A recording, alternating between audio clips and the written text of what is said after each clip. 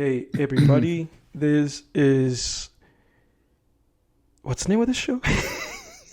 Very funny. Film Uh, Tangents. yeah, we got to be on our best behavior now. Yeah. The Um, recorder is on, so we gotta yeah. we gotta play the part. You know. Yeah, we have to stop making all this fart jokes that we like to make. That's really how we Yeah. spend our time, guys. We just make a bunch of fart jokes and we make a bunch of jokes at the expenses of farts. Yeah. Welcome back, everybody, to the show. Remember to like and subscribe, everybody. Comment down below your thoughts on today's movie, your thoughts on any current events. Let us know. And if you make a nice old joke, maybe you could become a part of Film Tangents, but not really. Yeah.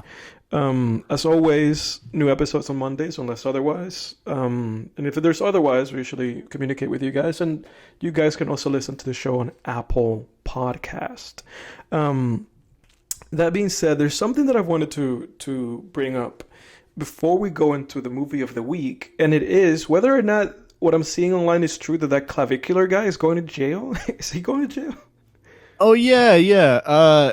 No, they dropped the charges, Okay. and it wasn't even for the Cybertruck thing. I know. It I heard it was, wasn't even for that. Yeah, it was just for some fake ID shit. Which I'm kind of surprised it took this long because I did think of that. I was like, oh, this guy's 19 or 20. So he's just going to all these clubs, live streaming. He was obviously using some Yeah, fake ID. So, um, but I guess I'm not surprised it took that long because you can keep that going for for a bit. quite a while. Yeah. I wouldn't know anything about that, of course. Wait, so that guy actively is like 19, 20? Yeah, he's 20. I think he's 20. I think Holy crap. When I looked up that guy, I could have I would have thought that guy was like in his mid to late 20s. yeah, yeah, yeah, I yeah. guess Well, that's what because he's been happens when you blasting testosterone Yeah, since I was he gonna say, but was that's what happens. I guess that's 14. what happens when you do that, and also like crush your bones on your face. You just age abruptly.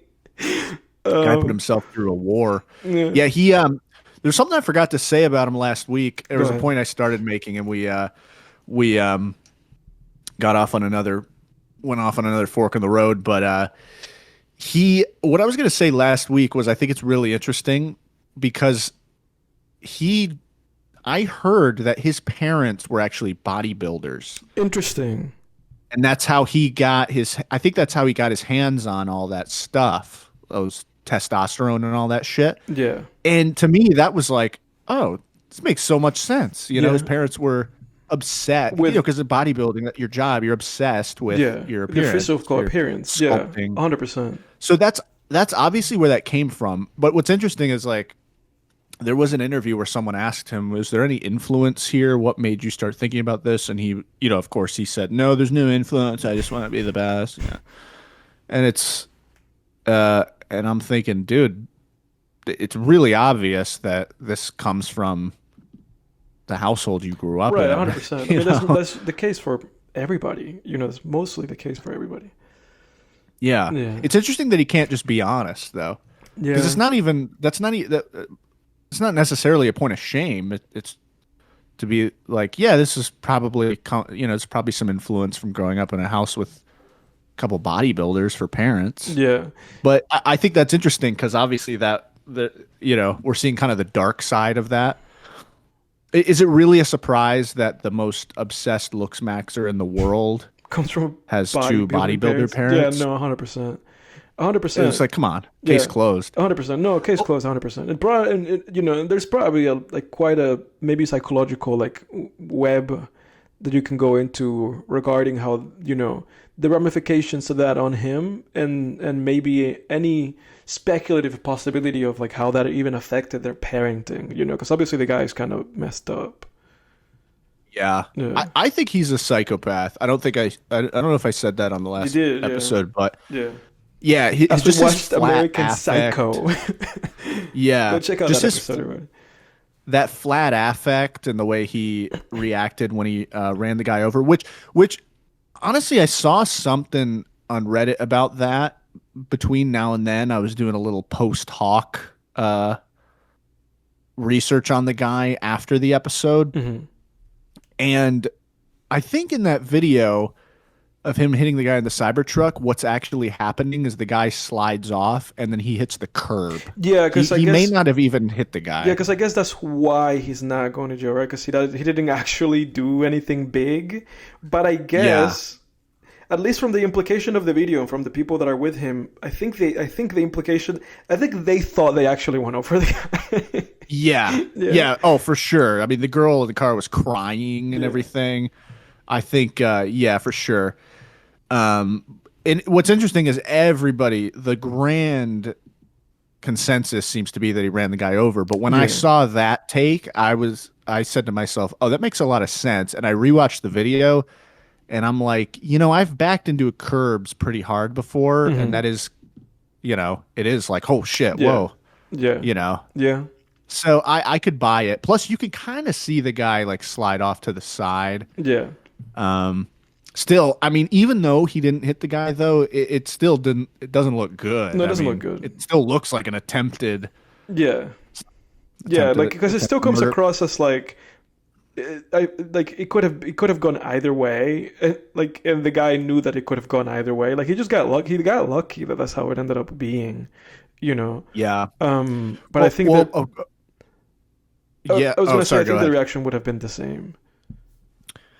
Yeah, well, also too, I didn't mention this, but in that stream, because I wanted to watch the build up to it back in December when it first came out, so I watched the few minutes leading up to the incident. Yeah, and it's in the parking lot. He's getting confronted by these people, and I don't even know. It was super weird. I don't even remember what they were talking about, but I think one of them was they were the people that were confronting him were really incoherent.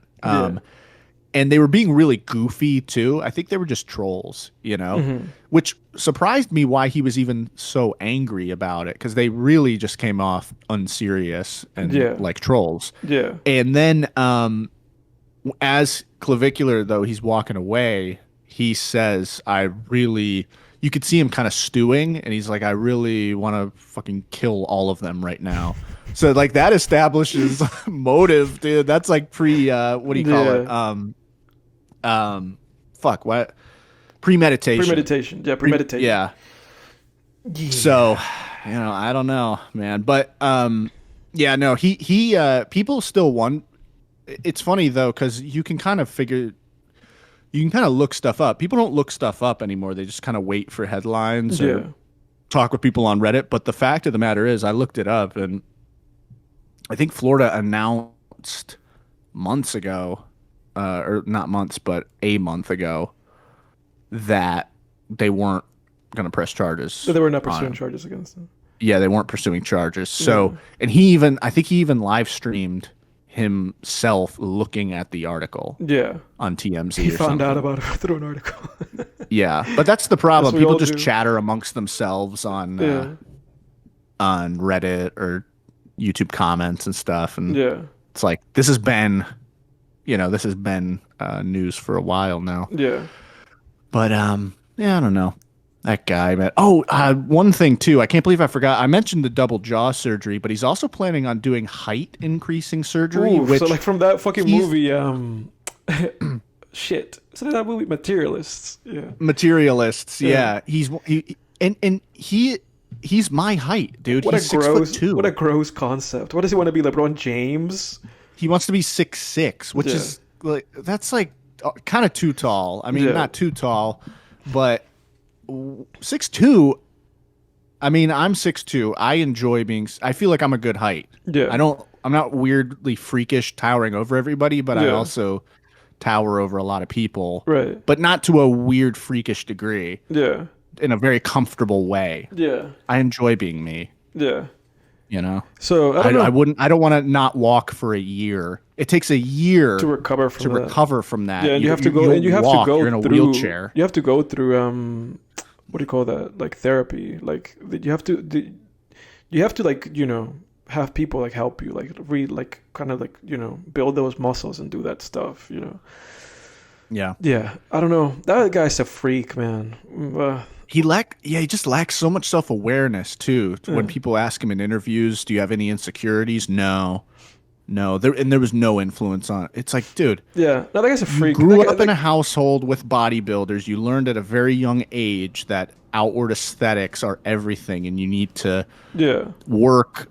You need to work as if you're trying to get a law degree yeah, with that same amount of work and effort toward your physical appearance. yeah. And he learned that from a young age, and now he's completely obsessed with it and doesn't know when to stop. Yeah, that guy's a freak. He's like I mean, it's like gambling a Yeah. little bit. Well, to me, that kind of stuff is also the equivalent of like when you see people who have like, like when you see somebody that has their whole body tattooed, like Yeah. everything, including like the whites in their eyeballs, like that's that kind of stuff. Where it's like, dude, what are you doing, man? Like, it's not that The deep, whites bro. of their eyeballs? You mean the lids? No, like the white parts of your eyes, dude. People get that tattoo? Yeah, your eyeballs. Yeah, people get that tattoo. They get like that tattoo with like black ink. There's people who have just like Are you black. shitting me? Yeah, I'm not shitting you, dude. I'm not shitting you at all. Eyeball tattoo. I'm not shitting you. Wait. Tattoo on eyeball. Yeah. 'Cause then it's just going to show me tattoos of eyeballs. Yeah. What the hell, You haven't dude? seen? Am I opening your eyes to this? Yeah. Yeah, I've never seen this. Yeah, it's some fucked up stuff, man. Someone got purple. Yeah. Yeah. Yeah, to me, there's that kind of stuff. To me, it's just like a weird form of like bodily harm that is just like, but we're just like all spectating it. It's like, I don't know, man. This stuff's weird. Yeah, you're definitely on the Hellraiser Cenobite spectrum at that point. Yeah, where 100%. You're like Pinhead. Yeah, it's too freaky, too much. That's too much. That's too Humans, much. you know, it's funny, man. Humans are very addictive, addiction-prone Yeah. creatures. Yeah, You know, because we all have our addictions, Yeah. our habits, our cravings, and it's all about just picking your poison, man. And some people, oof. yeah. Tattooed on your Some eye. people, and it sucks because some people can't even pick it. Sometimes sometimes you have a choice, but a lot of the time you don't have a choice, and then you just end up with some weird shit. And I guess a lot of people, instead of going to therapy, they go like, I'm just gonna go full ham. I'm gonna break my Yeah. legs. I'm gonna add 4 inches of height. I'm gonna break my jaws. It's like, okay, do whatever you need to do, I guess, bro. Seems like a weird form of self harm to me, but whatever. Yeah. On that note, I'm glad you brought him up. That was a Yeah. good little. That was our little epilogue. yeah, on exactly. Because I thought, I saw that online, like that little article had, and I thought like, oh, I think we, there's some ketchup still on inside of the sauce packet. Yeah, and I was listening to last episode back a little bit, and I was like, oh shit, I forgot the fucking height thing, man. That was a big one. Well, here it is. So with that, everybody join us on the discussion of the film of the week, which is the 2025 film by Yorgos Lanthimos, shot by Robbie Ryan and produced by Ari Aster. Bugonia. Weird movie, right? About these guys who think that Emma Stone, the CEO of some kind of like global conglomerate, like kind of pharmaceutical company, is an alien. Mr. Jake, actually, before I pass this over to you, this also was written by a man by the name of Will Tracy, who also wrote the movie The Menu, which is on my watch list, but I have not yet watched. What do you make of I this movie? started. Is The Menu the one with Anya Taylor-Joy and they're on a boat with Ralph Fiennes? Yes, it is. Yeah. My girl and I started watching that. My girl's seen that, and I fell asleep though. It's like the first 20 minutes. You're like, oh, Yeah. Well, I was just really tired. I was kind of enjoying it. Yeah. But yeah, so I got to circle back to that one. Yeah. Okay. Sorry. What did you ask me? What did you think? What are your thoughts on Bugonia? Yeah. What are your opening thoughts, and then we can go from there. Yeah. Dude, I really liked. I really liked this. Thought this was great. A spoiler for me too. I also really like this. Nice. Yeah. This was intense, man. It This was intense. It was fun too, though. It was really good. Kind of a new take on the misery concept. Mm-hmm. A little bit. There's a little bit of misery there. Little Stephen King trivia. Stephen King also has a similar story.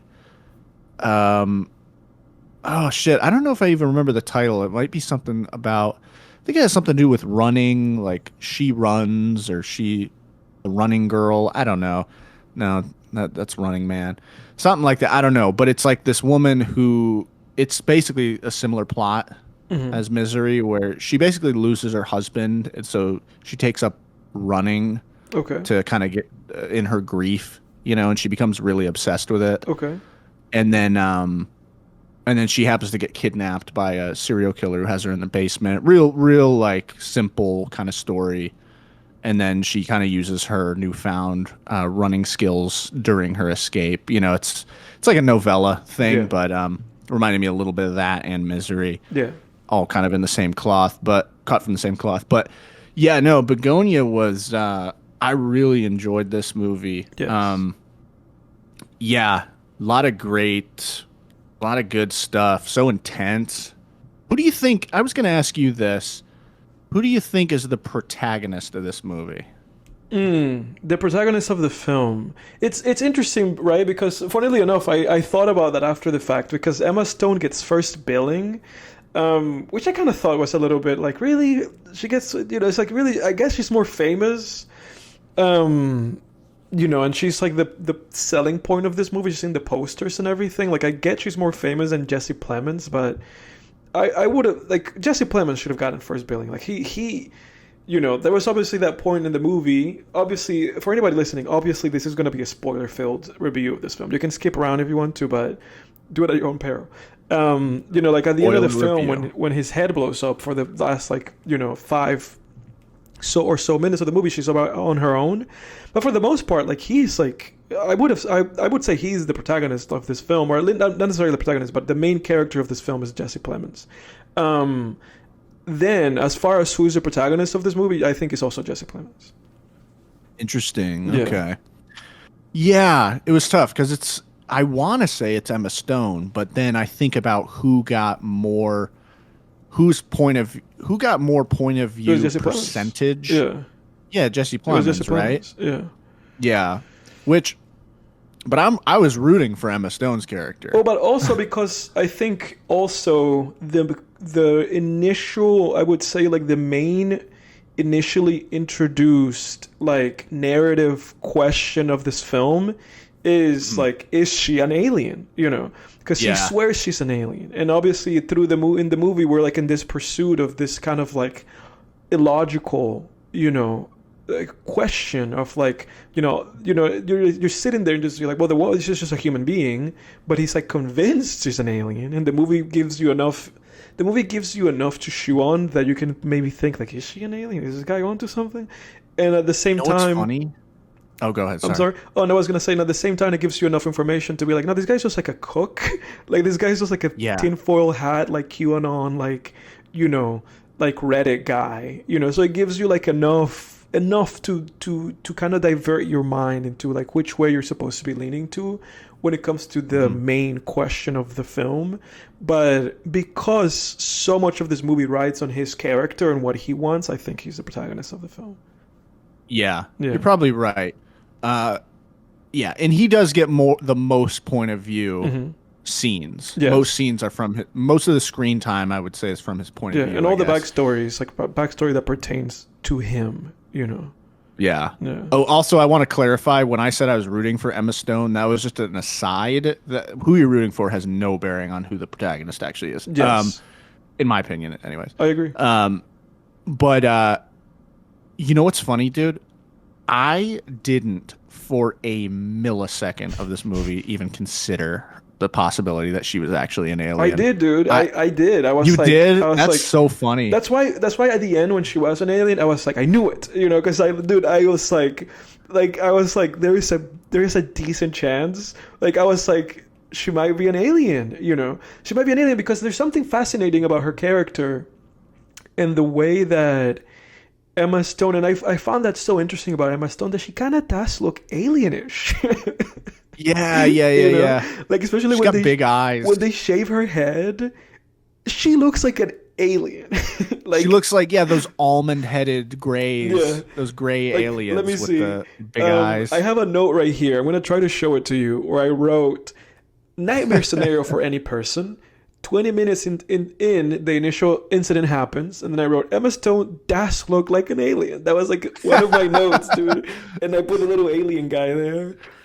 You know what's funny, man? Well, I already said this, but I did not consider the fact that she was an alien, and I think maybe that speaks to a difference in how you and I think to an extent. I don't know, because I feel like we're both very skeptical of conspiracy theories. Yes. You know, but I guess I just made up my mind in the first 5 minutes of the movie that, oh, these guys are crackpots, and this is just about them being crackpots and just, you know, kidnapping Emma Stone. Like, I was like, there's no, I mean, obviously, even reading the description of the movie, you know, these two guys kidnap a CEO believing she's an alien. I'm like, they're crazy. Yeah, two conspiracy-obsessed young men kidnap the high-powered CEO of a major company, convinced that she's an alien, intent on destroying planet Earth. Yeah. Dude, I just never considered it. Now, I will say, when it was revealed that she was an alien, I wasn't exactly shocked. Yeah. I was more so like, I just more so had this thought of, oh, okay, so we're going in that direction. Yeah. And honestly, man, I'm not sure. This might be a slow to digest film. Mm-hmm. Obviously, I mean, it's you know, one of those movies. It's higher. This is one of those films that I would consider higher art. It's a film in the sense of the word. And, you know, beautiful with movies like this, it's, you know, you're not watching Avengers, you know, you're coming out of it and it's something you got to digest over the course of, you know, days to weeks to months. For context, I watched this some movies last night. Some movies I've been digesting for years. Yeah, I mean, 100%. That's like my favorite films. 100%. Most of those movies are my favorite movies because I've been still sorting it out. I'm still sorting out the intricacies. It would take me like 10 years to sort out the intricacies of Clerks, man. Dude, I didn't know that. Well, first and foremost, I guess we have Kermit Peterson as a special guest this episode. I didn't know he was there with you. Like and subscribe. I ate a tomato the other day and now I've been sick. I've been in bedridden and flu-like symptoms for 3 days. Anybody listening in this part, leave a comment for Kermit Peterson. Yeah, but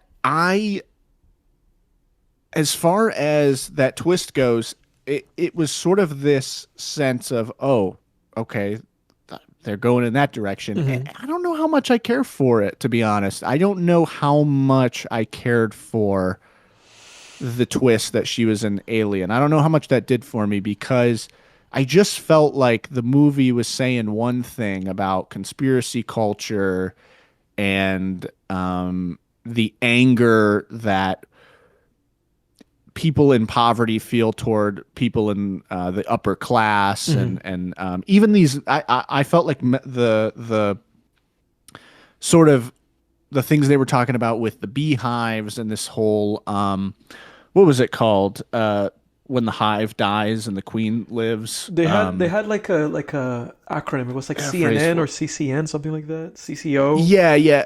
Yeah, for some reason I can't remember what it was. It was like C. It started with a C. It started with a C. Yeah. What was it? Anyway, and I was like, oh, this is kind of. You could even see this as a metaphor for the shrinking middle class. You know, this sort of dehumanization that the rich do to the poor and the poor do to the rich, you know, and I just felt like there were all these themes that kind of went up in smoke. It was something like colony collapse something. It was something like that. Colony collapse syndrome. Yes, that's what there it is. Yeah. Thank you. But especially the conspiracy stuff and the lunacy of conspiracy culture, I felt any themes surrounding that just kind of went up in smoke when it turned out she was an alien. Because it's like, well, what are we saying? We're saying now that the conspiracy theorists were correct. Yeah. You know, Yeah. I'm sure that there's more angles to this than I'm Yeah. thinking of, Yeah, but because it just was like it just felt like the movie sort of undid all of the. It felt like this movie built something and then just knocked it down with that Yeah. revelation. Yeah. Well, the reason why I think this adds a little bit to as to why I had the thought that the movie would go in this direction, and it is Mhm. because of the like the theme, right? Like that's kind of what got me there, because I knew that I guess where my head was, and you can tell me how you feel about this. Like where my head was, when the information kept like was being brought up, right? I was like, I just, I was like, okay, this movie is basically comparing, like a billionaire, or like the head CEO of a corporation. It's making this comparison and equating, this basically like the 1% of the planet. Like it's basically equating them to inhuman. That was kind Yeah. of the thought that I had. I was like, okay, so the premise here is the people who are in this 1% of the world, the people who have like billions of dollars, right, and are like in this kind of ruling class, they are inhuman, so this movie is making Yeah. the point that they are aliens. And I so wrote that down too. I have written down seeing her as an alien could symbolize the growing gap between yes, the wealthy and the poor. yeah, Wealthy people. Oh, and then I actually wrote wealthy people pay not to be around poor people as if they're a different species, which we can get yes, into that in a minute. But yeah, yeah, go ahead. I yeah. just So wanted to clock that I did think of yeah, that as so we're well. on the same page, and because of that, because I had that thought, I was like, well, I was like, if this movie is making this argument, right, then they have to double down. Like I was like, it has to double down. It's like in my head, I was like, this movie cannot end and this gun cannot go off, like this proverbial gun. Because I was like, in my head, I was like, the Chekhov's gun in this film is Emma Stone an alien or not? And that has to go off. Like it has to, because again, the point of this movie, right? This whole point the movie's trying to make is this ruling people, this like rich people, right? This, again, I'm going to refer to them as like the 1% people, right? That they are inhuman, or that they are inhumane. And so we can't just end this movie with Emma Stone freeing herself from like the crazy dudes, because then that defeats the point of the film. Because at that point you're basically saying like, yeah, but like whatever, and it's like there's really no point to be made with that. Because I guess I came out of this movie thinking this. Like I think this was the last thing that I wrote about this film. Let me see. Um, let me see. I wrote the film literally equates the rich and powerful to aliens, inhumans, right? And I wrote like making decisions on behalf of all and ultimately causing everybody to die, right? Because then we see this like meeting, and it's fascinating because you always talk about, or you hear people always talking about like, oh, they're having these like secret meetings, like I remember Berg meetings. exactly, like I remember there's like a bit that Bill Burr has when he talks about like, oh, all these people have these meetings, all these rich people have these meetings where they talk about hoarding all the water, like shit like that. And so I was like, okay, this is kind of the headspace that we're in. And so when we see this last scene of the film where she is in this like meeting with all these other aliens, and they basically decide like, yeah, the Earth is done. Let's just call it that. Like that's basically, I was like, this is basically what this is. This is those like secret meetings with the over rich, right? And then I wrote this film. The way the film condemns Plemons for his actions and displays the catastrophic consequences of his actions on everyone around him, while also doubling down on the billionaires as also inhuman and terrible. So basically, I guess like what I was trying to put together is that my thought was that the film was like, okay, the people like Emma Stone, right? This like 1% ruling class people. Like the movie was like, yes, they are aliens and they are inhumane, but at the same time, taking actions towards people of that sort like the ones that Jesse Plemons took are wrong. Like that's kind of the thought that's kind of like what I thought the movie's message was. It's like, yes, like don't like yes, these people are inhumane, you know, and they're aliens for lack of a better term, but it's also not okay to capture them and torture them because that doesn't really lead to anything. That's kind of like what I thought the message of this whole thing was. Yeah, that's where my head was at too, and I because I see what you're saying with the reveal of her being an alien, and I like your take on her scene in the mothership basically being a Bilderberg meeting. Yeah. I will say I thought the reveal that she's actually an alien sort of cheapened that message, though, about this is not okay to kidnap and torture someone like this, because where I thought the movie was going was once we had this triumphant sort of escape by Michelle, Emma Stone's character, that I thought basically what I was thinking during this movie is, yes, someone like Jesse Plemons' character, Teddy, might be looking at the rich, the 1%, and saying they're aliens, they're inhuman, but ultimately they're not. Right. They're human, and I would argue that being in the 1% and hoarding wealth. And it's not that everyone in the 1% is a bad. Yeah, not that everyone in the 1% is a bad person, because I don't think so. I think that is very human. Yeah, that's very human. Yeah, because I think it's I do agree that we're in this kind of late stage capitalism era where we've talked about this on the show before, where it's like, hey, look, we're in this sort of, it's like we're in a hockey game with team corporation versus team citizen, right? And citizens are just getting whooped through fighting dirty, right? The government, the referee, sometimes needs to step in and say, hey, look, this is bullshit. No more eye pokes, no more break, dude. What'd you say? So the referees are on an extended break. They're out of the room. They left the game. Exactly. Yeah. And the analogy here that I try to make is, I'm not saying I don't like hockey. I'm just saying the ref needs to do his job. Yeah. Same with what I'm comparing it to, which is capitalism. I'm not saying I don't like capitalism. Capitalism seems to be the best system that we have at the moment. Yeah. Right? Capitalism eradicates poverty. And we're just saying that sometimes we need higher powers to step in when people are fighting dirty. Yeah. But yeah, I would say I get all that, but I would say that it's a little bit corny when people who are not rich try to act like ultra rich people are less than morally or bad people, when it's like, look, you do the same thing. Right. If you were in their position, you would be doing the same thing. It's human nature to say, I have this pile of goddamn bananas, 40 bananas, and I'm keeping 38 of them. All right. I'm keeping 38 and a half. Yeah. Okay.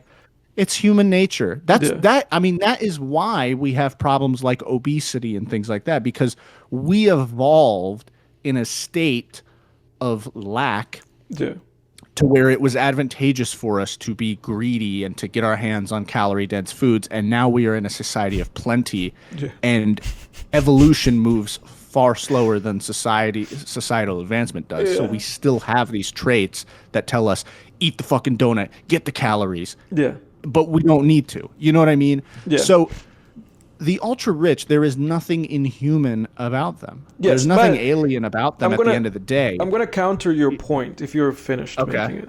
Yeah. Go ahead. Okay. Because I think the point, for me, the point is as follows. I do agree with the film's depiction from the perspective of like an idealist point of view. right? Yeah. Because like if like you would like to think, like in an ideal society, this doesn't happen. Like these are What doesn't happen? I'm sorry. What doesn't That happen? there's like a monkey that hoards 38 bananas, and the other monkeys are like Oh, yeah. sharing 3 bananas amongst themselves, and there's like 100 monkeys. Like, Yeah. so I'm talking like I guess like if I from my perspective, if I look at this from that sense of like idealism, right? Especially like with the objective of portraying less than ideal or less than great human behaviors as inhuman, right? Because we can talk about human behaviors such as like killing or worse things, right? And we can call those things human behaviors, right? Yeah, Basically, yeah. what Jesse Plemons is doing in this movie, you could call those the same way that Emma Stone is doing this rich person things, and they're human behaviors.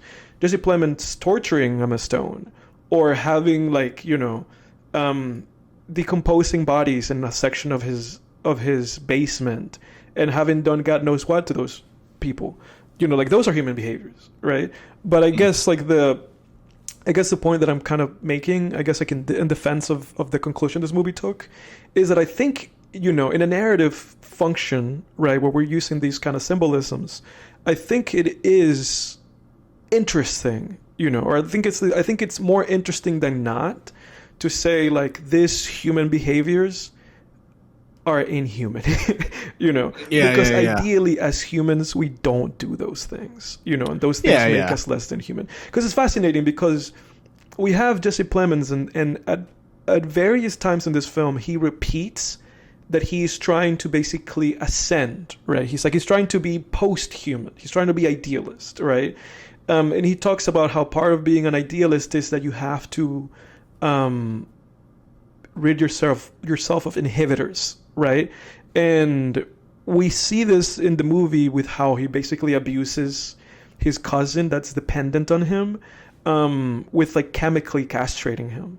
And we know that he did that to himself, right? So it's like we have this character in Jesse Plemons where he's like, I'm trying to basically get rid of this like impulses, these human impulses, right? To, do assault on people because of my urges, yet we still see that he is inhuman, right? So it's like I think that's a fascinating element of the movie. So I fight for it. Like I have no issues with that. Like I think it for me, I think it kind of works. Like I like that it did that, because I think for me maybe I would have found it a little bit less interesting if that had been the conclusion of the film, because I think we've kind of had that before. If what had been the conclusion of the film? That it had been basically like, these are just human behaviors, and we're not going to necessarily represent them as anything other than that. Because I think representing less than human behaviors as like, this person is basically like a rat or a dog or a pig or an alien. I think at this point in time, I think I find that more interesting than not. Oh, gotcha. Yeah. And so you're saying the ending, the version of this movie where she ends up being a human, basically, would be less interesting. I think from my point of view, it would be less interesting. And this is coming from my point of view for me too, where I knew that the movie, like I had a pretty strong inclination that the movie was going to end the way that it did, with her being, interesting. And I thought that if it didn't do that, it would shoot itself in the foot. Because I was like, we don't need a movie with this specific like message right now. That's what I thought. Yeah, this is interesting because I think this is an interesting partner film to American Psycho, because I think American Psycho makes a very similar point to this movie, in a way. You think so? Yeah. How so? Well, in the sense that, we talked about that film and we talked about how these folks in the position of like, without it being blatant, they're portraying somebody like Patrick Bateman as a vampire. Yeah. Obviously, in that movie, it's not as blatant as this movie, where it's very clear that it's like, yes, she's an alien. Whereas in American Psycho, there's no point where they're like, that guy's a vampire.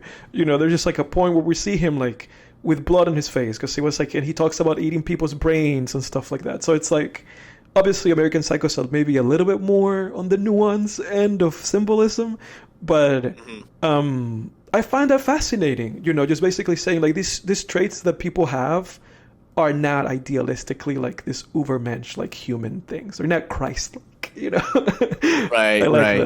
that. Yeah. See, that's what I think maybe what I felt was lost when it turned out that she was an alien. I just felt like it lost symbolism. And Yeah. it lost its symbolism. Yeah. Because it's like, okay, she actually is an alien. Hmm. So in the whole movie, I just felt like what I was watching was a guy like Jesse Plemons being so frustrated with the system and so Hmm. frustrated with his circumstances that he wanted to create a narrative to excuse himself from, you know, any sort of personal responsibility or any sense of, improving uh, his current position in life. Yeah. Because that's what I think conspiracy theories are. I know there's a Yeah. lot of psychology and literature on conspiracy theorists. I personally haven't read much of it, Neither have I. but I do feel I think conspiracy I think conspiracy theories I do think there's probably quite a bit of narcissism in there if I had to guess. Hmm. In the sense, and I know that's an overused term, but what I mean by that is people, and I think to an extent there is some of that in fundamentalist religion too, where you have this sort of belief when you're a conspiracy theorist that everyone else doesn't know what's going on, but I do. Hmm. I know what's going on. Right. I got the real sauce. Same with fundamentalist religion. Like, I know what happens after we die. It's like, oh, fucking do ya? Hmm. And that's what I found so interesting about the movie. And I guess I do see what you're saying, but I guess I just felt it went out the window with that reveal Yeah. a little bit. Yeah, because the movie does, and In a way. I agree with you in the sense that I do agree that I think the movie does try to have its cake and eat it too, because I do agree with you 100% that the movie is making that kind of like that point about Jesse Plemons, while also then in a way like vindicating him. But yeah, yeah, I will say as a counter though to what I'm saying, like you can think about it like this. Because even though she ended up actually being an alien, that still doesn't necessarily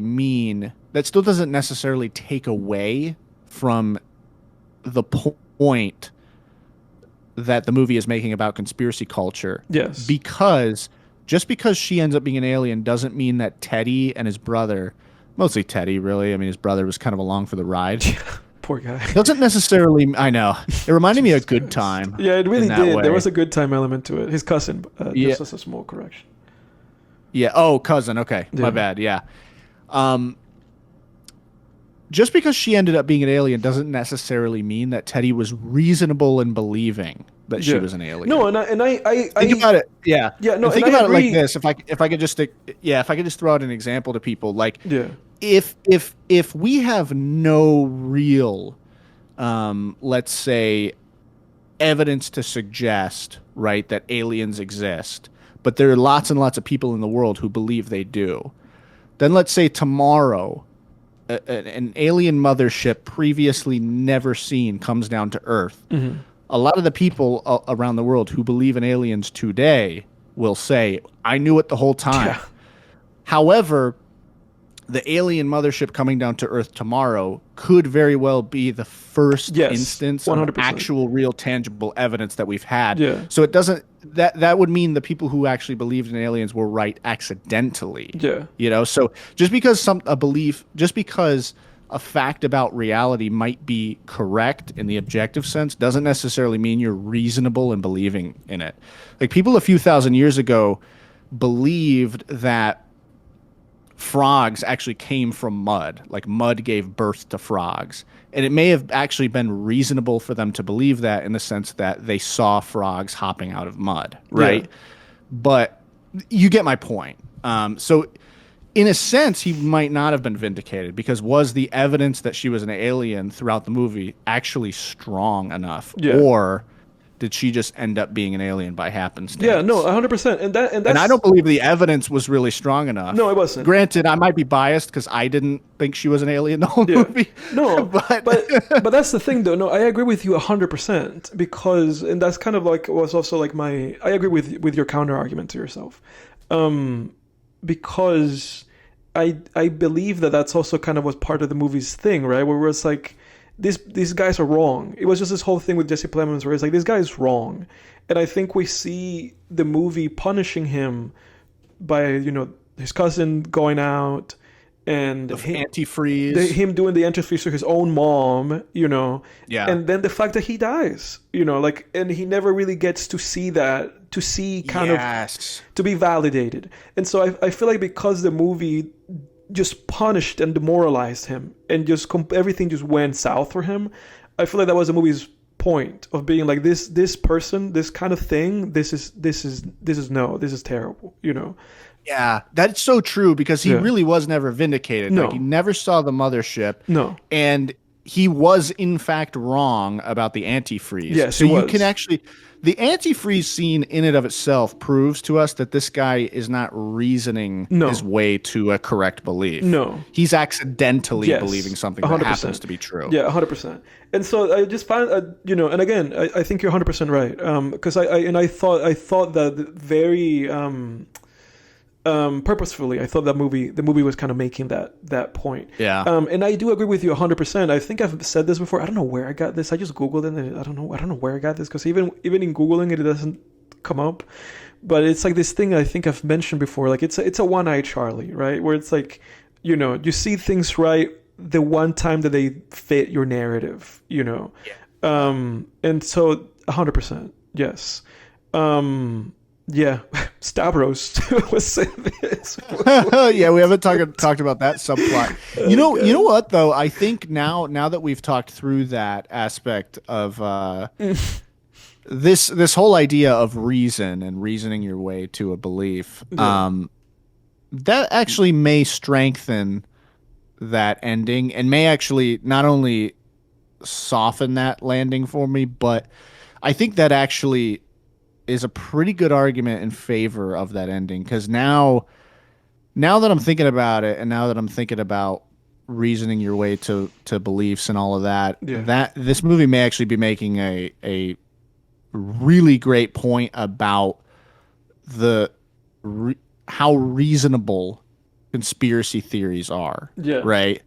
In the sense that they aren't, but it may be making a really good point about reason in general. Yeah. Because that's an idea that I find fascinating. Like one of my favorite things ever really is the philosophy of belief and skepticism and ontology. Mm-hmm. I love that stuff. Mm-hmm. Like, especially when it comes to things like religion. Like one of my favorite things in the world is to listen to atheist versus apologist debates. I love them, dude, because I find that concept really fascinating of like what is reasonable to believe, right? Mm-hmm. Like the whole idea that of, for example, keep it into in conspiracy land, do chemtrails exist, and is it reasonable to believe in chemtrails? Yeah. Are two different questions. Yes. Those are two different questions. Chemtrails do exist. Because right. They're going over. I saw a few today. I love that shit is so funny. It's like, dude, you guys know what afterburn is, right? Yeah.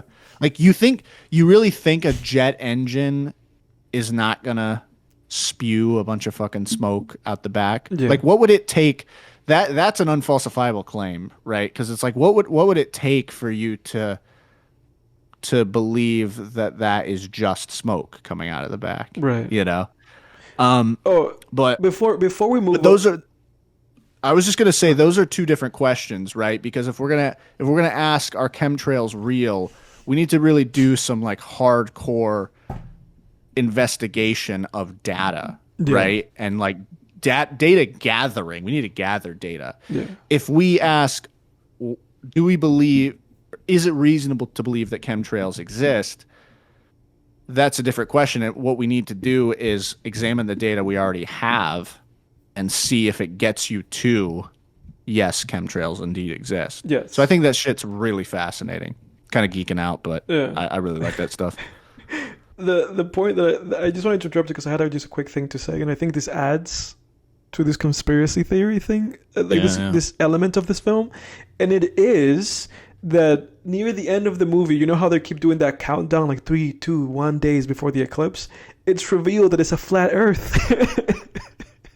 Oh yeah, I did like Earth. that. Yeah. When she's in the mothership, right? Yeah. I love Dude, that. that Yeah, was so was funny, great. man. That was so funny. That was so funny. Yeah, and then she pops the like firmament Yeah. around it, you know, because that's what they thought. They thought there was like a dome around it. And it's a flat Earth. Yeah. Yeah. Yeah. I think I've said this before, but like if you lie on your back in like a lake or a pool or something, yeah. A lake is a good example. And you look up at the sky and you kind of follow it down to the horizon, like you can see how people thought that. Right. You know, it's like it looks like you're in a dome. Yeah. That's why I think we're on a flat Earth. Yeah, right. No, we're gonna get like the little Wikipedia thing in the bottom now about like flat Earth theory. You know how it does that on YouTube videos? Yeah. But yeah, fascinating movie. Interestingly enough, like I think Yorgos' best movie in a while. I know you haven't seen Poor Things. I didn't. I didn't like Poor Things. I thought Poor Things was like a very poorly executed and very just up his own ass gratuitous like movie. I thought Poor Things was just like really like a waste of time. Okay. I'm not really too interested in it. Yeah, like truly just like what the heck. Just like a complete just navel gazing, like what are we doing? But since The Favorite, so it's been like almost 8 years for me since I saw like a Yorgos movie that I was like, yes, Yorgos. And this is it. I still haven't seen Kinds of Kindness, which is a movie that he made before this one, in this kind of trilogy of Emma Stone movies that he's made. But very, very fascinating movie. Any closing remarks that you have about this movie or anything that we haven't said? Yes, but real quick, have I seen The Favorite? I don't know. I'm asking you if I've seen The Favorite. I don't know. I'm on Letterboxd right now. You have not seen it. Okay. You're not a big Yorgos fan. I didn't know if. Nah, not really. A Killing of a Sacred Deer I've seen. Yes. That was okay. Yeah, you gave that a 2 out of 10, so you have that as a bad movie. Killing of a Sacred. That might be too low. You gave it a 4 out of 10. I feel like that's more of a 5 out of 10. Yeah. But okay. I have Killing of a Sacred Deer at 8. I know I showed you that movie, and you were like, "This movie's not it." Yeah, just was like really slow, and I felt like they could have done more with that concept. But this movie felt like this movie felt like a great film. Yes, where it's like it's yes, it's high art. Yes, we're exploring a lot of great ideas, but it also just felt like he put in. I always use this term on this show when we talk about movies, but it's like he put in the work. Yeah. You know? Yes. He put in the effort to actually make it engaging. Yes. Because I have an issue with some movies in that regard. Like when we talked about The Wolfman, right? I was like, dude, you're just not putting in work in this. You're going the easy, you're taking the lazy path. You know, you're just putting people in the treehouse and having them sit there while a wolf growls out. That's not entertaining. Yeah. You know? Yeah. That's not engaging. It doesn't tell me anything about the characters. It doesn't, you know, I'm not learning anything new about these people here. There's nothing to sink my teeth into here. Like that's what that's what you need in movies. It's not enough to just, like you said, navel gaze. Yeah. That shit pisses me off. Yeah, no, that pisses me off. Like when movies are just like indulgent, like, you know, the whole, it insists upon itself, like that whole thing. Yeah. Because there's movies that are just upon itself. You know, there are movies that are that, you know, and Yorgos to me is guilty of that often. But it's interesting because I think something that would be it's something interesting that I realized as you were talking, and it is that you've seen 3 Yorgos movies, and two of those are Yorgos by Yorgos, and by that I mean that he wrote them. And he did not write this movie. So I wonder if there's something to that. You know, like if you take the pen away from him and you let somebody else just write a good script, and then he just adapts it, you know, with his mastery of the craft, if that then makes it like better, you know. I mean again, like I said, this is the best movie of his I've seen in 8 years. So yeah.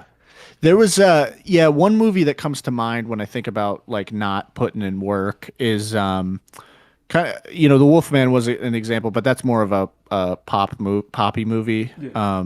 Popcorn movie. To more of a direct comparison when we're talking about films, you know, non-popcorn kind of movies. Cinema. And yes, I'm aware there's some crossover there, Yeah. but we won't go there right now. These Scorsese's do. I think it was Zone 46 or something like that. It was a Holocaust movie that came out a couple years ago. No, not Zone 46. I know who made it. It's like Zone of Interest. Yes, Zone of Interest. Yeah, that's right. I felt that way about that movie, where I just felt like we had a ton of scenes in there that were just really long and drawn out, and the basic conflict was there, but they were really long and drawn out, filmed from far away too, like really like extreme wide shots. Almost as if the director is cowering away from the drama. Yeah. You know, it's like, I want to stay back here and not get up in all this. Yeah. You know, it just felt that way, where it's like, get in there, dude. Yeah. And, you know, people like kind of mumble something, and then 30 seconds go by and someone else mumbles something else, you know, and you're just like, dude, you're so late. This is lazy. All right. This is lazy. Yeah. I don't care what kind of concepts you're exploring here. Well, it's interesting to And me that because movie did have some fascinating concepts, but you're being lazy. it's interesting to me because sometimes movies by certain filmmakers, or just certain movies in general, often feel to me like an exercise in something, you know. Yeah. Instead of actual complete filmmaking, you know. And when I say complete filmmaking, I guess I'm speaking of something along the lines of this film, right? Where you have immaculate direction and cinematography, and you also have a very well written script, and like great performances, like, you know, interesting choice, like use and choices of music. Like, this is a very complete movie. But there's instances where I feel like movies are just an exercise in something, you know, where it's like, oh, it's an exercise in having a camera like across the street and shooting the subject over there. Like, sometimes movies just feel that way, like, oh, it's just a guy doing a thing, and there's really nothing else to that. The older I get, the less interested I am in that kind of stuff. Yeah, 100%. I think it's really indulgent. It really is, you know. Yeah, I think I peaked on my interest in that stuff in college, which, surprise, surprise. I mean, that's how we all were. If you went to film school or something, you know, you kind of went through a phase where you're like, art, cinema. Like, I even remember at one point being like, fuck stakes in movie. Who cares about stakes? Yeah. You know, it's just movies for the sake of themselves. It's about art. You know, it's art, and it. The older I get, the more I realize that just doesn't cut it, man. Yeah. You know, not only from the first of all, from a standpoint of, hey, art is a commodity, and whether you like it or not, it's mostly most art is distributed by corporations to make money, right?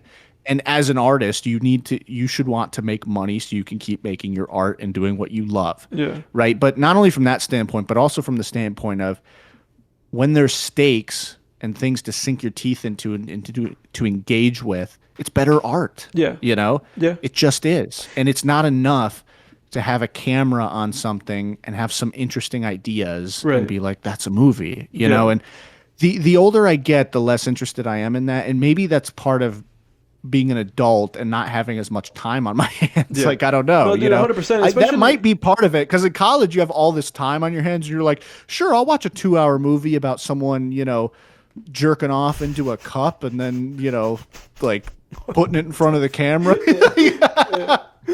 Great example. Yeah, right. Great one. I'll watch a movie about someone riding a horse for 2 hours. Yeah. I'll do, but then when you get into the adult world and your time's very limited, I think Yeah.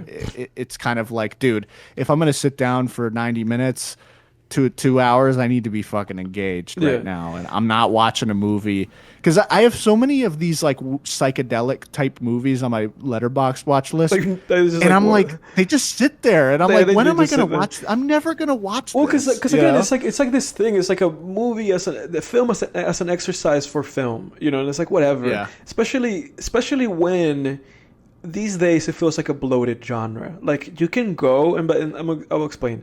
You can go on YouTube and watch like days long videos of like a cargo ship just going across the Atlantic. Yeah. And to me, those kind of things are very kind of adjacent to each other. Where it's like, dude, Yeah. this is like, sure, this is film technically, but it's like whatever, get it out of here. Like this is a waste of time. It's kind of like what we were talking about before we started recording. We were talking about rage music. Yes. And Yeah. how Yeah. it's like, I guess this is music. Yeah, for anybody interested in an elaboration of that, we were having a conversation where the point here, what Jake said, it applied to Playboi Carti specifically, where it was like, this is just post music, like this just exists for the sake of itself. Yeah, we could talk about that. By the way, we could get into that. What do you want to get into after this? We can get into that. the way. We can do some recaps because I guess that's really what the Playboi Carti thing comes from, and maybe we can extrapolate some stuff out of that. In any case, let's close out Bugonia if we don't have anything else to say. Yeah. I would give this movie an 8 out of 10. Yeah, I same. really enjoyed this movie. Okay, Yeah, 8 cool. out of 10. I'm on the same page. So total film tangent score of 8 out of 10. 8 out of 10. Yeah. This was Strong 8. This was great, man. Yeah. I really loved this. Strong 8 for me, I have to say. Yeah, And Stavros was a nice little. It was funny that he died in a hilarious way. Oh yeah, dude. We actually got to talk. We got to mention that briefly because that was an interesting subplot. Yeah, because there was an implication there.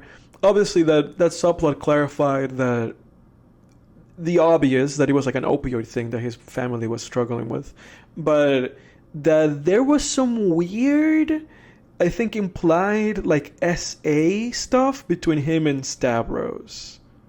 The second he said babysitter, I was like, oh, he molested him. Yeah. That's what this is. Yeah. What do you think about that subplot? Because that I was very interested in it, but then when Stavros just died, I was like, oh, okay, and then it never really went anywhere. Yeah. I suppose it can kind of add to Teddy's character in the sense of frustration with stemming from his childhood, Yeah. and maybe there's some themes of abuse of authority Yeah. and abuse of higher ups in Yeah. there. Especially but because Stavros himself that was a said subplot. that he himself, he was very remorseful, and he said that he thinks, like, he was like, when I thought about it, I think that it was like, he said something along the lines of like, which again, Stavros is kind of a piece of shit for having done that to him, but he said that it was something along the lines of like somehow like an exercise of power thing is what he said, which is interesting because then Stavros is a fucking police officer. But that's beside the point.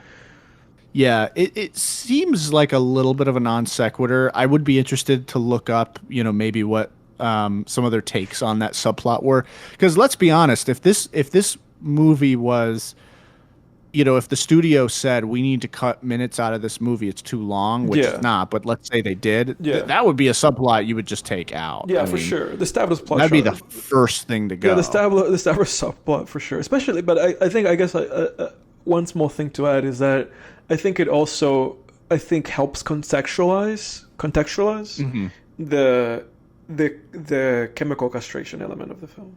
I think that kind of adds a little bit of like I think that adds to that where. Good point. Where I think that kind of adds to that a little bit, and I think it also helps us. I think also contextualize like the negative emotional and psychological and physical effects that also that has on somebody, because we have that scene where his cousin Dawn says to him like, "Hey, after you injected me with this, I feel really depressed and like really sad and really angry," And I think that's also an interesting point in the film. Yeah, definitely true. And it also does add some tension Yes. to the plot. Just they have the woman in the basement. Yeah. Stav is lurking around. I do think actually if you take Stavros out of it, there isn't as much tension there. No, yeah, that scene where he comes in and he just like serious. Where he looks at that like pie and he's like, "Do you want some cake?" He's like, "Oh God," like that was a really that was really funny. That was funny. Yeah. And again, shades of misery. The policeman comes around. Kathy Mm-hmm. Bates has to placate him while Paul, I think is his name, is in the basement. Yeah. It's good tension. So here I was like, "This is trash. I'm not even going to bother. Get out of here." Deleted the albums. Probably added them like in 2018 or something. What's funny is Offset was always my favorite of the Migos, but in the Migos. Yeah, in the Migos. I'm not listening to like Migos no, I'm not listening to that. None of their solo stuff. I would say solo wise, probably Takeoff's the best because he just has he's got the bars and He passed. Yeah, R.I.P. man. Yeah. That sucks, man. Yeah, it's so sad, man, because they were all three on top of the world. Then they had a falling out with Offset, and then they were cousins too. Takeoff dies. Yeah, so you guys were family. Whatever. But then I listened to Pink Floyd. I listened to Dark Side of the Moon and Wish You Were Here. Both great. Again, I'm not really going into too much depth. They're just great albums. They're classics. Listen to them if you want to. I was going to comment on Pure Born too. I've listened to. He has a joint tape with Juicy J that's pretty good. Yeah. But like not in a way, like, oh, top to bottom, this is a great tape kind of way, but in a way of there's some good tracks on here that go great on my bossed up kind of rap mix that I can listen to when I'm trying to get pumped. I mean, but Pure Born himself, it's like whatever. I kind of listen to those songs more for Juicy J, I think, and his production's good. Yeah, because that's Pure Born himself. Because that's the thing with me. Like I think as I'm kind of like getting to the like last like fourth of this like thing that I've been doing for the past 6 years, I'm also like every now and then I'm like looking at an artist and I'm like, I'm not even like there's nothing here. Like obviously I never listened to Floyd before. I'm gonna listen to Pink Floyd, but it's like when I brush off like at the end of the O's and it's like Offset, it's like, get out of here. Like I'm not wasting my time. This is some horseshit. Like there's too much music in the planet. Even music, and I've listened to a lot of music in this playlist in other languages that I don't even speak. And it's like I don't need to be wasting my time with like English artists by like mediocre to terrible musicians. I don't give a fuck. And that's really what brought me to Playboi Carti. Because I listened to Pink Floyd and then I listened Didn't Offset come out with, sorry to interrupt you, but I was going to say, didn't Offset come out with something like a month ago? Who cares? Yeah, exactly. I ain't listening to that. But when I heard about it, I was like, dude, I ain't fucking listening to that. Yeah. Holy shit, man. But I went from Pink Floyd to the Pixies. The Pixies. I listened to Surfer Rosa and to Doolittle. I found out about the Pixies from probably like everybody else from Fight Club because their song plays at the end of the movie. Where Is My Mind? That song. I listened to Surfer Rosa and Doolittle. I do have to give a shout out to Doolittle. I know Doolittle is already like an iconic alternative rock album, but I do have to shout out that fucking album is fantastic. If you've never listened to it, it has like a little monkey on the cover. It's a Pixies album. I like that. If you are at all in any way whatsoever into like emo or post-punk alternative rock, essential listening. Fantastic. And then to go off of that, I listened to PJ Harvey. And then the same thing is true here. If you are into emo or post-punk, or like proto-grunge, like screamo music, listen to PJ Harvey. I listened to this album. It's called Rid of Me, with this cover of like her kind of like swishing her hair. This is a 1993 album. Listen to it. She has incredible vocals. She reminds me of like early Shakira reminds me of PJ Harvey. A lot of vocals, but if for some reason the thought of listening to a female-led rock album in which the female is like screaming sounds off-putting, then don't listen to it. But if that sounds like your shit, you know, I thought that it was also like impeccable, great fucking album. Some bad songs, but great album. And so then in that run, you know, where I was like, finally, years have passed, and finally, you know, back to back to back, I'm listening to Pink Floyd, I'm listening to Pixies, I'm listening to PJ Harvey, you know, I'm listening to this great, iconic, you know, 70s, 80s, 90s rock. I get to fucking Playboi fucking Carti. And I listened to his self-titled album, and dude, I shit you not. Like, first song, you know, I cannot decry anybody's hits, you know. I cannot say that Location or that Magnolia or Woke Up Like This, I cannot say those are bad songs in any kind of good faith, you know. I cannot be here and say anything like that. But I do have to say that album is fucking shit. It fucking sucks. Like, something has to be said, man, for when you're listening to music that is just so tediously mind-numbing that we just have to call it what it is. It's just shit, dude. It's just shit. Yeah. It's shit. I only know a few songs from this album. Yeah. I know Magnolia and Woke Up Like This. Everyone knows those. Those are the two only good ones, you know. And then Yamin. For some reason, I know Yamin. Yeah. I don't know why I know that. Oh, and Lookin' with Lil Uzi. Yeah. But I think that's all I know from this album. And I'm gonna go on a limb, and anybody can come in the comments, and anybody can hate on me. I listened to it. I listened to Dilate, and then I listened to Whole Lotta Red over the course of the past 3 days. Man. The only positive thing I can say about any of that is, in every single one of those albums, there is at least like 2 to 3, maybe 4 like songs that you're like, yeah, this is cool, you know. Yeah. But at the same time, those songs are such like weirdly like dime a dozen songs that on any given day you could say that about any one of those songs in those albums. And the fucking music again is just so mind-numbingly repetitive, so mind-numbingly like just like there, with this dude's like stupidly like just high-pitched vocals and his moronic lyrics that any time that my brain would trigger any kind of like spark and I would somehow come out of the coma-induced like trance that I was in when listening to this shit, that I would hear any given actual sentence that this guy would say, and it would be the stupidest fucking shit that I heard for that day. Period. It would be the stupidest thing I would have heard, or the most like misogynistic thing, or just the most like brain dead, like zero like just neurons, ignorant. Like zero, nothing firing in someone's brain, just going, I have a diaper in my closet, you know. That kind of shit. And funnily enough, you could probably take that delivery that I just had. You could probably take that thing that I just said, loop it, put it on top of like a fucking Pierre beat, and it would probably like go gangbusters. Because for some reason, this is to me Playboi Carti's music. I compared it to like Troutmask Replica because I called it post music before the podcast on a private conversation Jake and I were having. To me, private. You guys don't get to hear it. Yeah, you guys don't get to hear it. You have to give us $1 million and subscribe to our Patreon.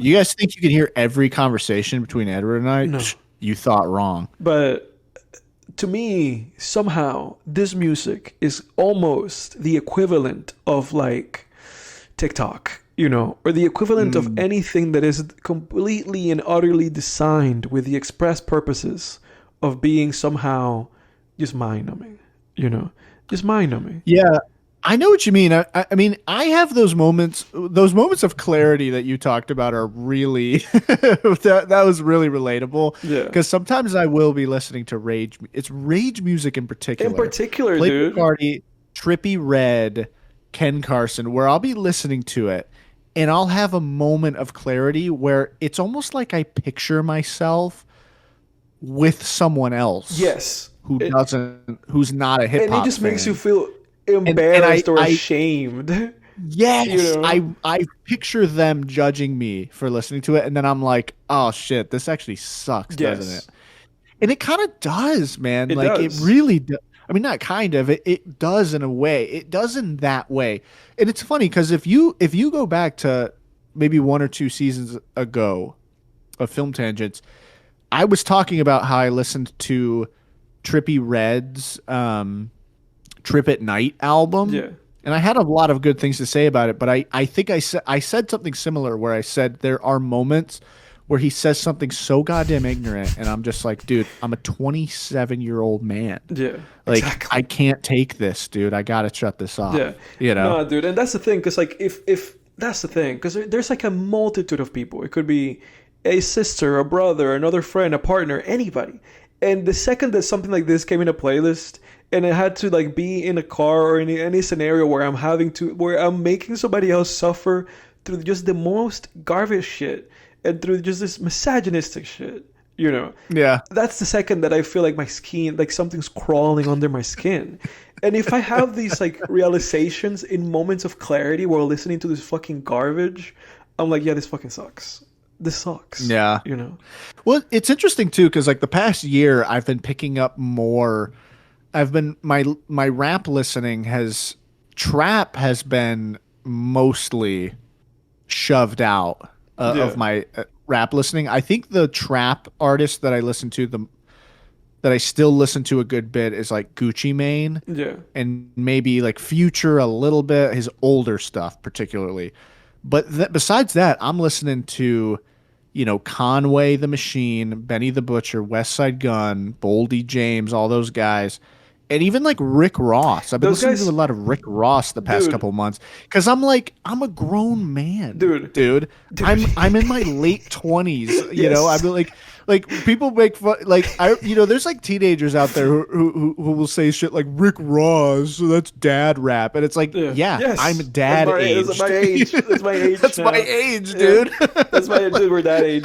But Right. that's the funny thing though, that it's like I also do think that there is like a collective like consciousness awakening because trap is not dominating the charts anymore. Like Yeah. it's interesting because then it makes me feel like people like again like the West Side Guns of the world or the Pusha T's of the world and those guys. It almost feels like those guys were like playing the long game where they were like this shit's gonna face out. And it's facing out. Like it's just they're not, those albums are not doing numbers like they used to. They still have their audience, obviously, but they're not. We're past it. Like we Yeah. peaked on that a few years ago. And we're kind of going past it. Well, the guy Ryan we've had on the show before, he has a sister who's 19, and Yeah. at a Christmas party a few months ago, my family and their family, we had a Christmas party, and I was talking with her about music, and she's like, in a sorority, but she listens to a lot of rap music Yeah. and a lot of different music. But she knew who The Alchemist was. Yeah. When I said, Again, dude, so those the guys are playing the times long are, game, dude. They're playing the long game. yeah. Yeah. Now, when she knew who The Alchemist was, I was like really excited. I was like, Yeah. oh shit. I was like, damn, that's You know awesome. the Alchemist. But Benny. Yeah. Benny the Butcher. Benny the The Butcher. Butcher. Yeah. The Butcher coming. Yeah. The Butcher coming. Yeah, man. What's funny, dude, and this is sort of an unrelated note, but it's interesting when you go to the clubs because I live near Yeah. Charlotte. I go clubbing once in a while, and I swear to God, dude, I don't know. I don't know if you've been in clubs lately. I'm not a clubs guy. Yeah, but I'm not a clubs guy too much, but I go like maybe 4 times a year. Yeah. Once every quarter, I'll go to a club, Yeah. night clubbing, right? And I swear to God, dude, all the music that's played is stuff from the 2010s. Yeah, because that's If you think, dude, Yes. Playboi Carti is not being played in the No, club. of course not. That was a big surprise to me, dude. Dude, who's going to get when I down to moved that here, shit, man? Nobody's getting down to that shit. dude, it's Fetty Wap is being course. played in the club. That's because I swear that to was God, the peak of on that. That was like the Halloween- peak of greatness when it comes to that kind of like dance, like Yeah. club music. Not fucking Playboi Yeah. Carti. Dude, when I on Dudes Halloween, listen to Playboi Carti, I man. heard by Fetty Wap, I heard Trap Queen, 679, Yeah. My Way, and RGF Island, which wasn't even that big of a hit. Yeah. I heard all of his songs, of his big songs at the club Yeah. in the same night, dude. Tyga, it's 2010s in the club. It is insane. It's unrelated. Dude, I I'm don't telling even know you, where I man. was going with that, but I think it's interesting. I'm telling you, man, because this shit, like this, like to me, because also again, there's some of this music, like this Playboi Carti music, it's just dude music, man. Like it's just dude music, man. Obviously, there's some women that listen to this shit. God, My sister. there's some women My sister's a musician, dude, Yeah. and I would consider my sister someone with a very yeah, good music taste, and she loves Playboi Carti. I would actually be interested yeah. to hear her Her take. explain to you why she loves Playboi Carti, Yeah. because I enjoy rage music, but I do understand your critiques. I probably enjoy rage music a little more than you do. For sure. It sounds like. Yeah. But yeah, go ahead. Yeah, but like, again, I also want to like bring this up that to me this is not devoid of enjoyment, and that's why I said like Yeah. obviously there's 3 or 4 songs in every one of these albums except for the first one that I'm like cool stuff, but I think it's just Ear candy. exactly. But I think it's just like in large, I'm like this shit is just whatever. But the point that I was trying to make before is that I think also the issue with Playboi Carti is just that it's just fucking dude music. It's just the kind of shit dudes are listening to in their car. It's like nobody's playing this shit at the clubs. The people putting up the numbers for this shit are just dudes, man. And it's like this shit, whatever, man. Whatever, man. Yeah. Whatever, Dude, man. I have I'm at the clubs. I'm in my late 20s. I can't be listening to this shit, man. Yeah. I will say at the clubs in Charlotte, I have heard nary a Playboi Carti song, Yeah. a Ken Carson song. I certainly have not heard a Ken Carson song dude or a music, Destroy man. Lonely song. Yeah. I have certainly not heard any Trippy Red in the clubs. No, that's I don't think. that's the kind of music that you play if you want to have a sausage fest. You can't play that for the ladies, man. Fetties for the ladies. I don't know, man. I feel like chicks like Playboi Carti. Yeah, I guess. I don't know. I was saying this before I don't know started about no recording. club setting. Yeah. It's mosh pit music is what it is. Yeah, exactly. That's what that stuff is. Yeah. I was saying before we started recording that I actually prefer Ken Carson these days to Playboi Yeah, you did Carti say because the lyricism is just as stupid, Yeah. but I feel like his he picks better beats, and I enjoy his use of auto tune. I think adds a lot to it because better if you're than Playboi Carti's use of autotune. yeah, because Playboi Carti, does he really use that much auto tune? I don't think so. It's not too much. Not too much. He's certainly never singing, No, is he? dude, I don't know. Yeah. Who fucking knows? Yeah. Wait, on his newer album, he does this interesting deep voice deepening thing. Are you planning on listening to his newest one? Yeah, because the newest one's the best, I think. Because I didn't if bother you're with really I Am looking Music at it. too much. And maybe my opinion will change of him a little bit. So far, I haven't listened to I Am Music. I'll listen to it tomorrow. So far, Okay. though, I do think that his first album, I think is just crap. Like, I think that's just like a terrible album.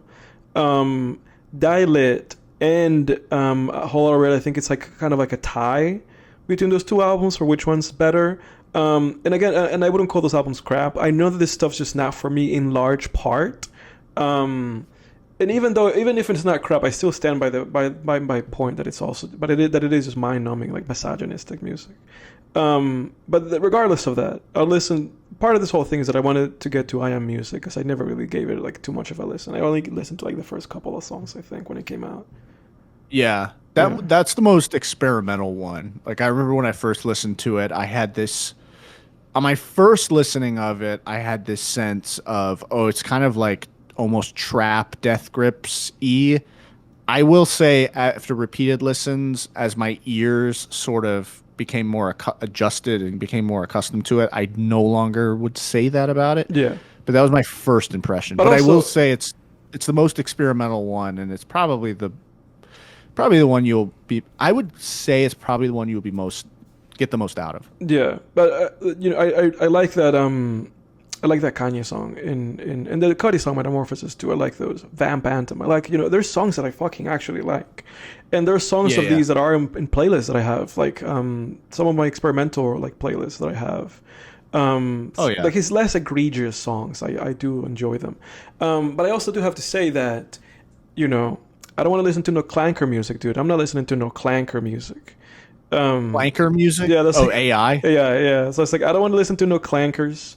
If this album has in any way, shape, or form like just AI shit going on, to me that's just a disqualification. Fuck all that, dude. Like I am very much like against AI being involved in like human things, like human creative endeavors. Like fuck all that. I love the clanker thing because that comes from Star Wars: The Clone Wars, I believe. Like, because that's what the clones were like. Oh, the clankers are coming. Yeah, the clankers. Yeah, dude, I love this podcast will be used in the future by our AI masters to punish us. Dude, I swear to God, I still get sometimes I get scared because I really am really mean to my ChatGPT, and I'm like, dude, I'm fucked, man. If I have never look, I'm gonna say this ahead of time. I have never, ever been mean to AI when I interact with it. And I do interact with AI. I have ChatGPT on my phone. I interact with ChatGPT with some level of frequency. Despite my finger wagging about how it's hurting the environment, whatever, I guess at the end of the day, we're using it. But regardless of that, never have I been mean to ChatGPT. And preemptively, I apologize to our alien masters. When we are in the hearing that is going to happen like 15 years from now and you and I are sitting next to each other, I apologize. Dude, I'm fucked. There's no going back. I've been so nasty to my ChatGPT because you get so annoyed with it sometimes because you're asking it something and it's misinterpreting it, and I'll just be like, "No, fucker, I'm talking about this. Dude, God damn it, hurry up!" To it? What voice do you have for it? Well, I don't usually talk. I just type usually, but when I do talk to it, it's a female. But I've only talked to it like 3 times, honestly. It's like when I'm kind of doing something. But hey Siri, watch this. Siri's too dumb. Siri's never gonna do anything. Dude, it's funny because Siri is moronic, dude. Dude, it's funny because I asked Siri to get me to the nearest. When I first moved here, I was like, "Hey, get me to the nearest park," and she started a route to Paris, France. Yeah.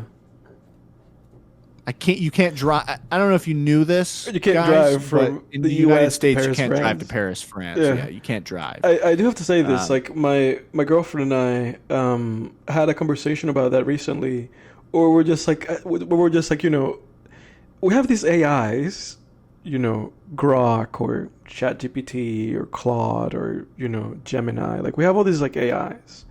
And, they're getting better exceedingly fast because they're getting a lot of input, both of generating images and also, obviously, like the artificial intelligence element of communication, which I have to come out and say this. I've been very, it to me has been very upsetting, kind of like the generative image element of that whole thing that has been happening lately and, like, how it's been kind of I would say like used in a way that makes me really question how in the world there is like a legal element to this, like to do stuff with like celebrities and stuff like that. That like I've been like, how is this even possible? Like they need to regulate the fuck out of that shit, dude. Like they need to regulate the fuck out of it. I don't think it's gonna happen in this administration, but yeah, to me this is bananas. To me this somehow like how people like Elon Musk have now been paying people millions in fucking retributions for the stuff that's been coming out of these things. Insane.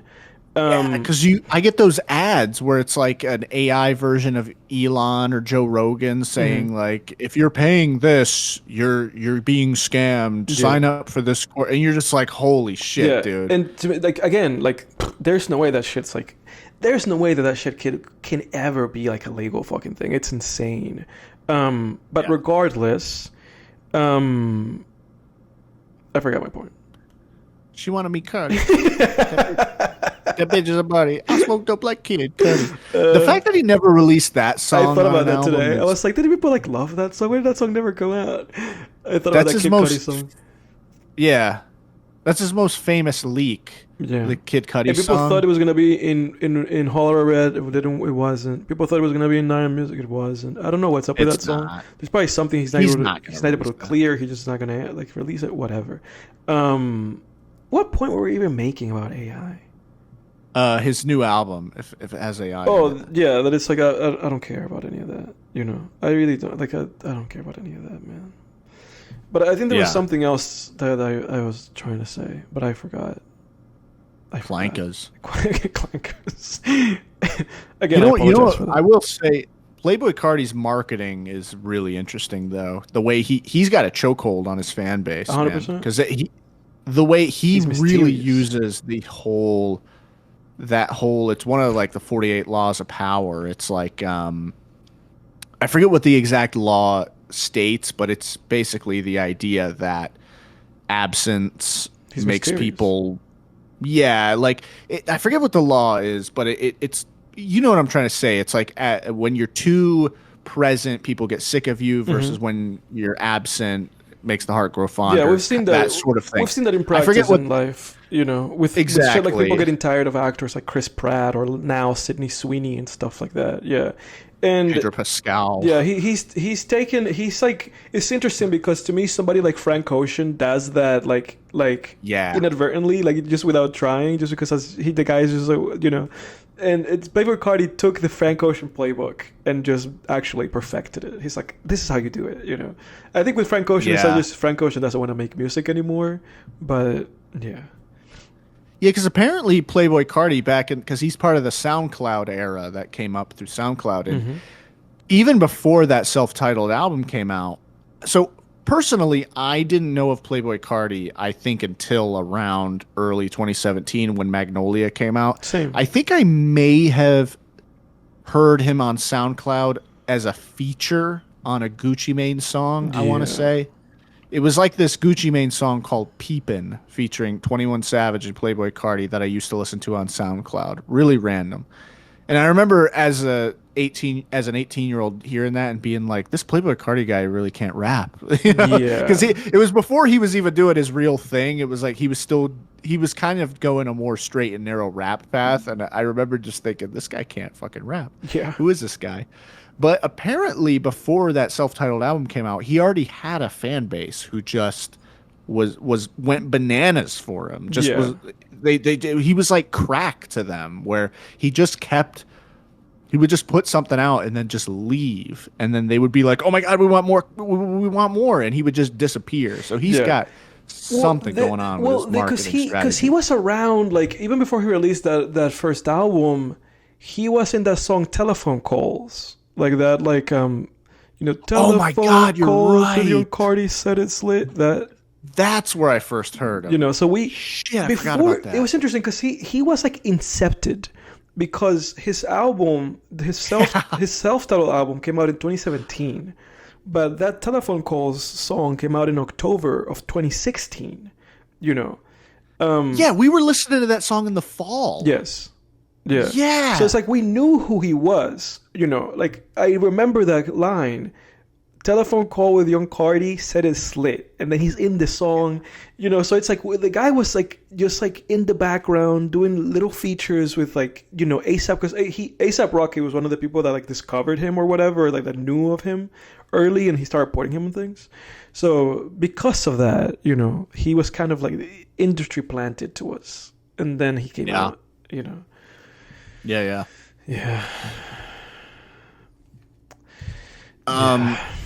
Everybody,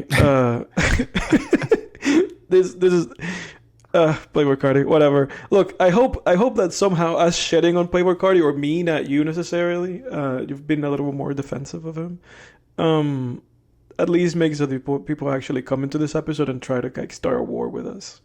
Because that to me that would be hilarious. This is not a Yeah. hill to die on for me. I really just kind of have like a very meh feeling about him. That's really what it is. Like I really don't care that much. I'm suffering and I'm ranting just because I've had to put myself through his music over the past few days. That's really it. Yeah.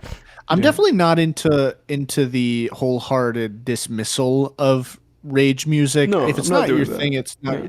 Yeah, I know you're not doing that, but just people in general, I think I definitely think there's an inherent value to really any kind of music you would put out. Yeah. No matter what the lyrical content is, if there's something in it that just provides some ear candy, I think there's some value in it. Yeah. For sure. And I definitely think there's a context to listening to rage music. Yeah. Yeah, there is a context. It can be more enjoyable within context. And I've listened to Playboi Carti before within like a context that I have a memory of. Like when I visited this guy with a friend of the show, Aiden. We visited like a childhood friend of his, and he was like really into Carti at the time. And in that context, I remember very much enjoying it. It was like a boys' hangout, And that's why I keep saying it's like a dude's thing, because it works perfectly when you just have like guys hanging out, and you can just kind of like get a little bit aggressive. But that's that might be like the ideal context for it, but I might be wrong. Yeah. Because some people, I feel I went to high school and I had this couple of jerk off friends in high school who just sucked, and they would make fun of me for listening to rap, and then we would drive to school and they'd be listening to indie rock and John Mayer. And I feel like there's this weird sense of like I don't know what that is culturally, but there's this weird sense that soft indie rock is the pinnacle of music, and it's like, why? I mean, just because what they're saying is so deep. And it's like, nah, man. There's a setting for all for of everything. this. And I think unless you can say that this song would be perfect for any setting, then don't try to act like it's the best, the only game. 100%, 100%. And there is something to be said where I think there is to this day like an element to hip hop and its subgenres that is subject to like a Ben Shapiro thing to it, where people just disqualify it for just existing. In itself, its own weird form of, I guess, like, I don't know, discrimination, just in music form. But there's a time and place for everything, and some of these songs, like I said, are actually genuinely enjoyable, good songs. It's just that a lot of it is just dribble, because these guys don't really. I feel like these guys don't put that much effort into this shit. Oh, for sure. But again, that's kind of beside the point. Dude, do you know what Polaris is? Polaris, like a band named Polaris. Oh, I probably recommended them too. Okay, they're a metalcore band. Yeah, because that's my next album after I Am Music, and I looked at this today, and I was like, Fatalism by Polaris. I was like, what the fuck is this? Let me see which one that is. Which one is that? It has a great album cover. It has this album cover. Oh, yeah. That's a good one. I like The Mortal Coil, too. I would definitely recommend that one. But, for those listening, I do enjoy some metalcore music. I haven't really been in a metalcore mood for a while now, though. So I don't know if that was a phase from a couple years ago, but I do enjoy that as far as heavy metal goes. That's one of my favorite subgenres. I'm someone who likes clean vocals. No, I take that back. That wasn't a phase, because I was listening to Killswitch Engage the other day. I like Killswitch Engage quite a bit. But so I'd be interested to hear what you think about Polaris. Yeah, that's what's next. I had an inclination. The reason why I'm asking you is I was like, is this a Jake? I was like, is this a Jake recommendation? Sure is. Yeah, sure is. Which I think that's ex-Hunter music. Really? Oh, I'm excited then. You. I think I listened to one of your recommendations like over our hiatus, the Christmas break that we had. I listened to one of them. It was like another. It was like another like metal band. I remember. I forget the name. It's in my music thing. It's I believe. But do you know what I'm talking about? Like, you recommended me another band. if I'm going alphabetically, maybe it was novelists. Maybe it was like something like in the. I think it might have been something in the O's. Oh, might have been the I Ocean. think it was the Ocean. Let me see. Yeah, The they got some Ocean. good metalcore music. They have like anthems. Their songs are like fucking 8 minutes. Yes, it was the Ocean. I listened to their album Peligio. Peligio? Is that how you say that? I think so. What Peligio? did you think about that? They I, named their stuff after like geological ages. yeah, I think it was Peligio. Peligio? Yeah. No, it was. Was it Peligio that I listened to? Maybe. Mesopelagic, maybe? Maybe it was Mesopelagic. It might have been. It was either Mesopelagic or Pelagial. Um, Oh, I think Pelagial is the song I might have sent you. Yeah, yeah. Mesopelagic into the uncanny. That's a good song. I, I listened. I listened to it. I'm pretty sure.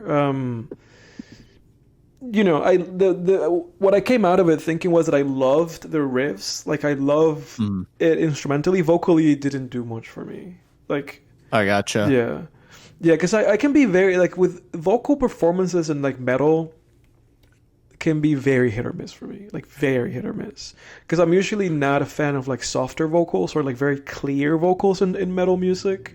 Like I actually lean towards screamo in metal more so than like just like actual like singing like vocals. I was gonna say that. I think you and I are opposites in that Yeah, way yeah, we kind because of are. Yeah. I prefer the cleaner Hmm. vocals. Like I think Killswitch Engage at one point I went down a rabbit hole just to find all the songs that have no screaming in them Yeah. and just the clean vocals. Because that guy's voice was fucking beautiful. Yeah. Unfortunately, he's not in that their former lead singer is not in the He band left. anymore. Yeah, he had a lot of like I think substance abuse problems That or sucks. definitely some depression issues. Yeah. He did reunite with them recently for a performance, I think, but he had one of the best voices in metal. Like holy shit! If you go back, like CM Punk's theme song, Hmm. his old theme song from WWE, "This Fire Burns."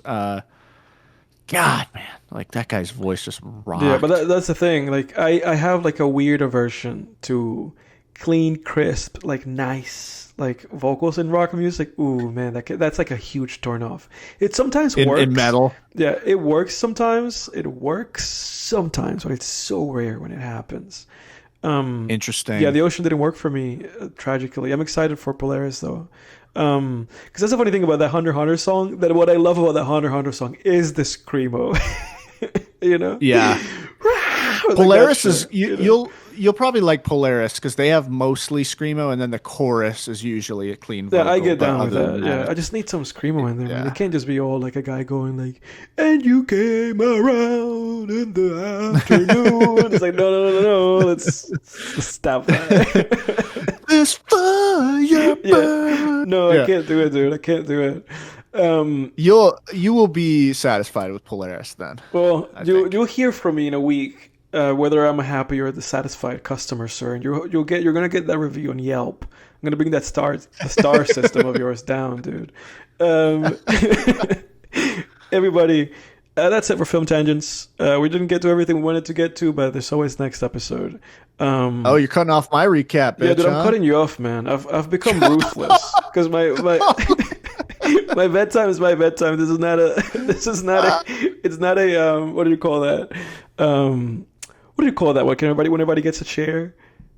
You son of a bitch. I don't know. What are you talking about? Like when everybody gets their turn. You know, like it's not like a. There's not a democracy. You know, I'm calling the shots. Talking pillow? Yeah. Yeah. Yeah. That's all right. Lead your own done. All right. Well, I'll save it for next week. Yeah.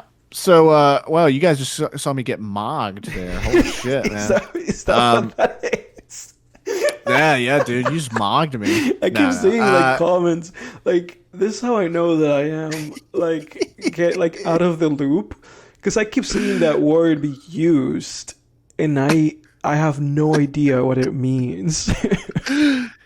It just means like punked, I guess. Really? But more in this, it seems like it's more in the sense of overall as a person, they're better than you. I see. So like if I'm standing next to you in a photo, Yeah. if like I'm 6'2", and if I'm standing next to a 5'2" person in a You're photo, like I'm mugging them. mugging them I see. because I'm like just allegedly better than I them. see. That's Yeah. that's a very sad way of looking at things, but Yeah, I yeah, suppose. yeah, I suppose. I guess it's internet yeah. shit, isn't it? It's just some internet shit. Um, yeah. Okay, so I And guess by the way, so. I guess it's yeah. punking with the undertone of superiority. I guess I'll take that every time I see That's that. probably that's the best way to put it. Okay. I would say. Okay. Good. Okay. That was a good way to word that. um, For next week, I think what I want to do. Let me see real quick. I want to make sure this is the one. You guys are gonna see a live pick here. really? Oh, look at this. Jake might regret this. I'm gonna narrow it down real quick. It's like next week we watch the Peppa the Pig movie. That's what happens when you choose it live. Peppa the Pig. Yes. Okay, that's still in theaters. Let's do. Screw it. Let's do Together. Oh, okay. All right, great. Let's do it. Let's do it. Do that one. Because if you wanted to do like, I'm just throwing this out here. I guess like if I don't know what you had in mind. If you wanted to do Marty Supreme, I'm down. If that's like something that was on your mind, because I know you already saw it. So let me see if Marty Supreme out. Mm-hmm. What do you guys think? Should we do? Yeah, it's out. So it's like it's out. Should we do Marty Supreme? But it's only to buy. I think. I don't think you can rent it. Really? Well, I'm down for Together. I'm excited for the movie. It was on my watch list. That's a movie with Dave Franco and Alison Brie, right? It's like a kind of like a horror movie.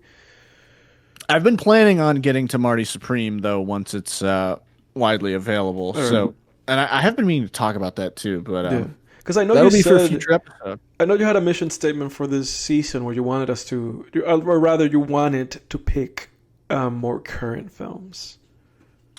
Yeah, that's on my end. Doesn't mean we're gonna do all of that, but I do want to have a more forward facing agenda this year. See what see how we like that. Yeah, no, I'm actually down with that. Like after you said that, I thought about it. I was like, oh man, I'm gonna try to see because at least that helps you, that helps us, or at least it helps me stay a little bit more,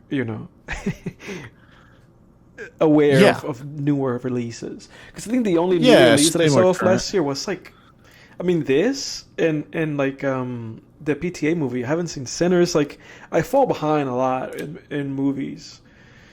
So yeah, I have been considering Sinners. We got to watch at some point too. Because Sinners would be a good one to talk about. Yeah, that's on HBO. But now. Yeah. But okay, everybody. Thank you. Leave a like. Leave a comment, subscribe to the channel, share this podcast with your worst friend, share this podcast with your best friend, share this podcast with whoever you hate, and share this podcast with whoever you love, because this is where it's at. Share this podcast with your enemy, because it's a bad podcast, so you'll really be getting them. Yeah. You'll really be getting them good. Yeah, you're really gonna be mugging them. You really mug them if you share this podcast. You're really mugging that. Yeah, you're really gonna punk them. Yeah, how awesome we are. I'm an old guy, dude, aren't I? Thanks everybody. Next time on Film Tangents. See ya. See ya.